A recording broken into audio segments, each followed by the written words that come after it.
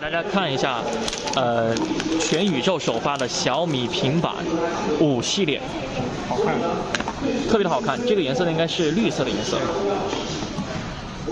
再来看其他的一款，这个包装盒呢还是很窄、很薄，应该里面是没有附赠充电头了。它搭载的这个8个扬声器，然后包括8000毫安时的大电池，然后有67瓦的快充。哇，这个白色也蛮好看。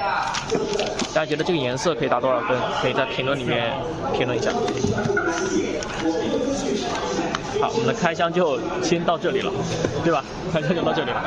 好。